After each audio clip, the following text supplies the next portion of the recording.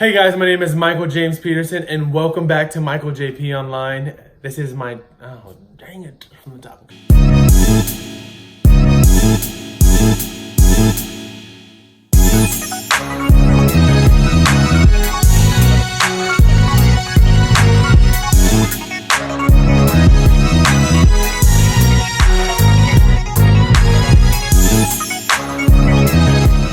Today we are going to be talking about some heavier things, but so necessary. And things will continue to be in this kind of light in the sense of just recently in the past 6 months, I've become a father. My life has drastically changed.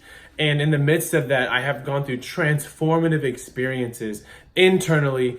And I know that I could not be the only person having to face these challenges internally and having to face some of the things in my past. But there have been a few major occurrences that have happened in the past few years. I first got married 2.5 years ago to my wife, Jasmine Peterson.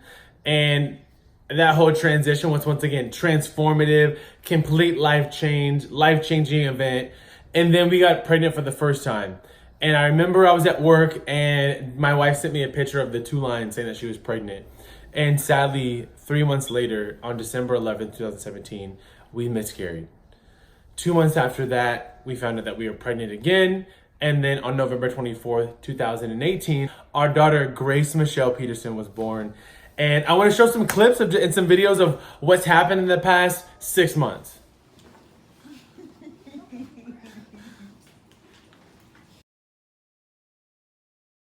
Hello, my mamas.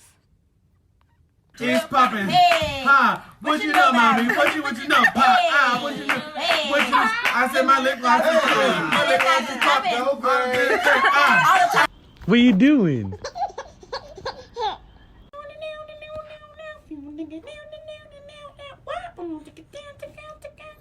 So the first thing I want to talk about being married, right? So I've said this in multiple videos before. I'm the youngest of 5, single parent home, first generation American on my mom's side. So she actually isn't an American citizen.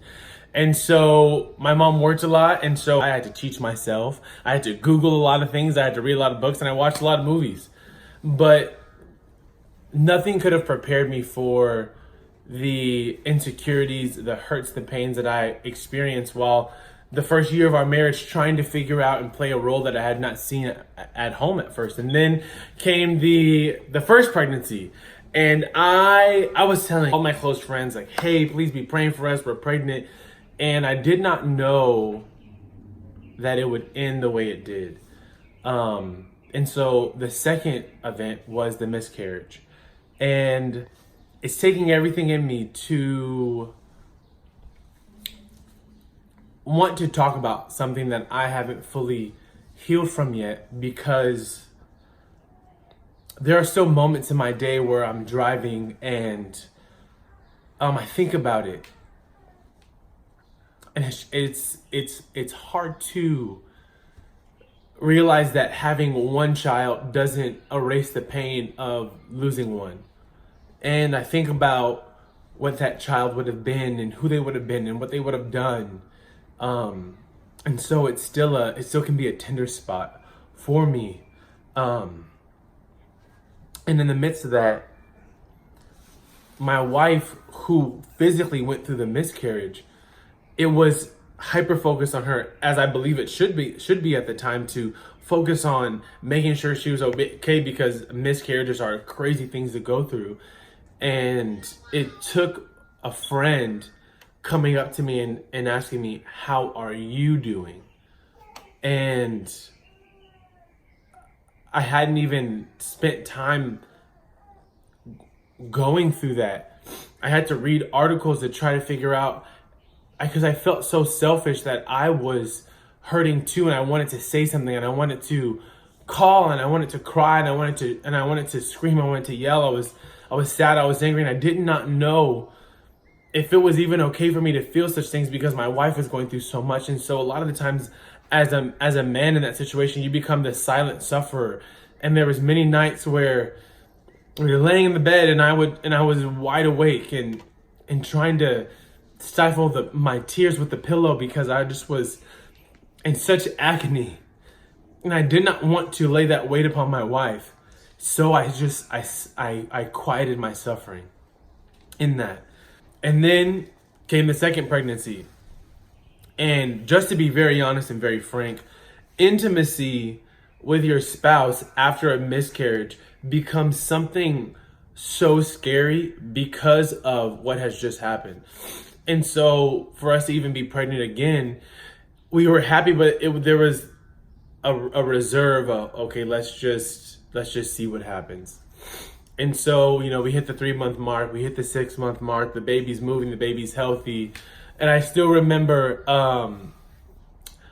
going in for the doctor's appointment and being able to see Grace in my wife's stomach, and I thought it was the coolest thing. I just remember Jasmine was laying on the table, and I just was looking at the screen like it was like I was watching like a playoff football game, and I just was like, oh my, like go back, like move it to the side. I was like, what's that? It just was the coolest thing to see, because Grace was moving on the inside, so there would be a hand and there was a face and an arm, and I was like, look at her little body, it's like this thing that's in there. And then when she got to the point where you could see the baby moving under her stomach, and I just was mind blown.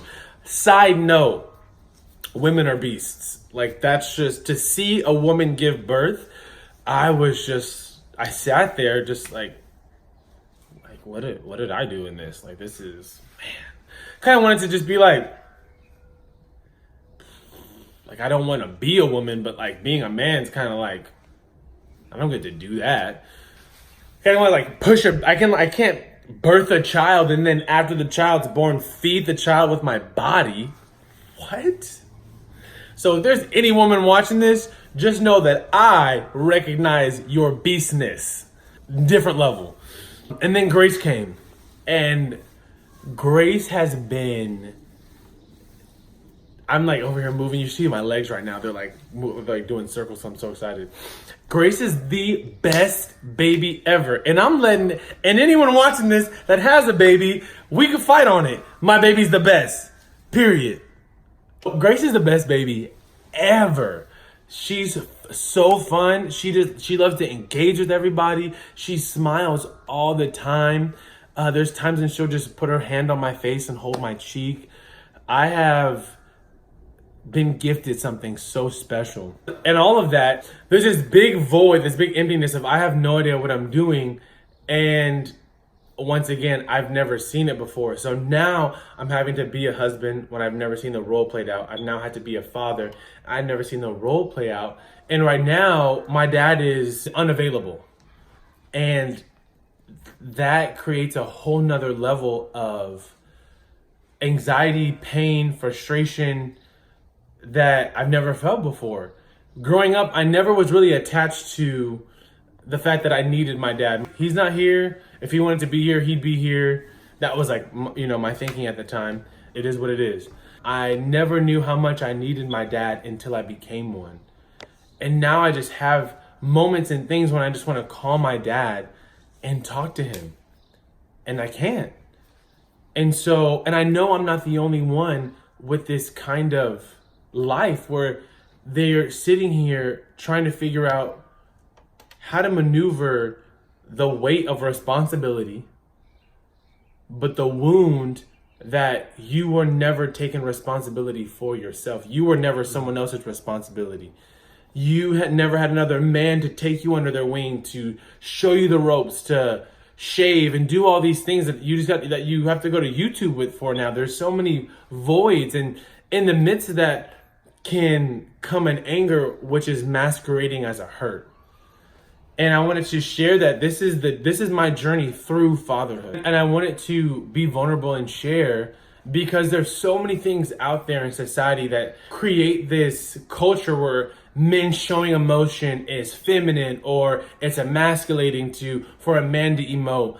And the reality is now we're creating this entire system of men who have no emotional IQ, who don't know how to talk about how they feel, and it's a toxic environment. And then you take a man who has all these wounds and you put him in a relationship with a woman who may remind him of his past, who may bring up all these things. Because like I said, if you're married, you know, a lot of times your spouse will bring up things from your past, and all of a sudden now you got to deal with your stuff that you've never dealt with before. And it creates explosive relationship dynamics because men have not been taught and told it is okay to feel.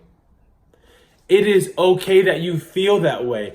It's okay to cry. It's okay to say I'm hurt. It's okay to say I'm lonely. It's okay to say that I'm disappointed. It's okay to say that I'm afraid. It's 2019 societies that men have to be the biggest, be the strongest, have the biggest car, have the biggest house, make the most money. And that has nothing to do with masculinity at all. I wanted to share this video and continue to make these videos where we're going to talk about toxic masculinity. We're going to talk about emotions, right? Male emotions. We're going to talk about these things, and I'm going to share my experience and things that I've done personally to learn to metabolize and digest my emotions, and to be able to learn to articulate myself in the stance and not being afraid to say, this is who I am, this is where I'm at, this is what I feel, these are the hurts, the pains, and the insecurities that I have and have gone through and are currently still working through, so that I can show other Michaels out there, hey, you're not alone, and that the conversation needs to be had. Even with this whole Me Too movement, how many times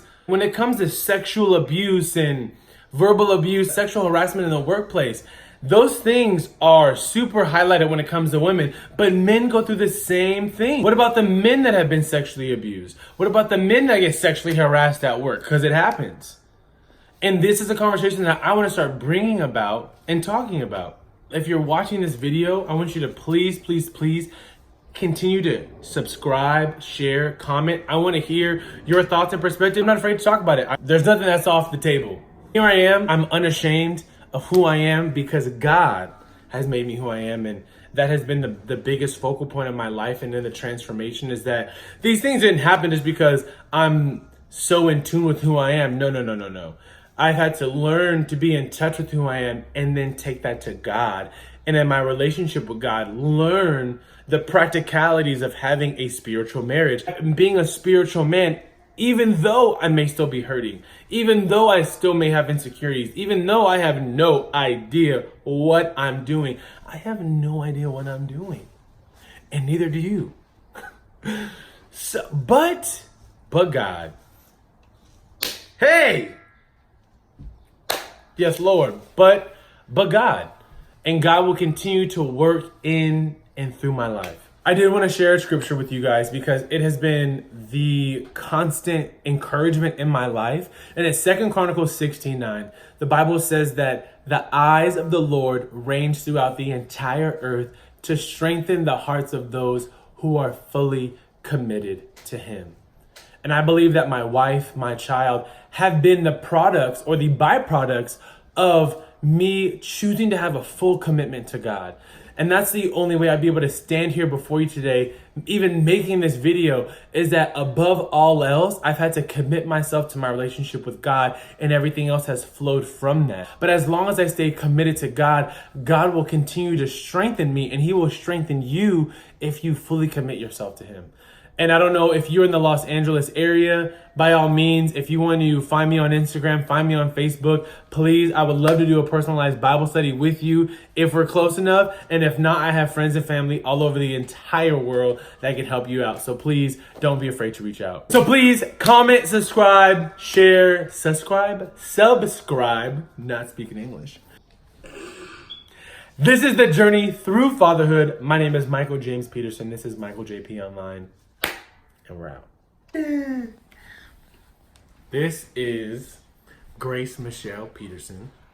And this is the moments. This is my daughter. And she is one of the biggest life lessons I've ever had the opportunity, honor, and privilege to have. And she is beautiful. Say hi, Mom. Say hi, everyone. Say hi to Mama.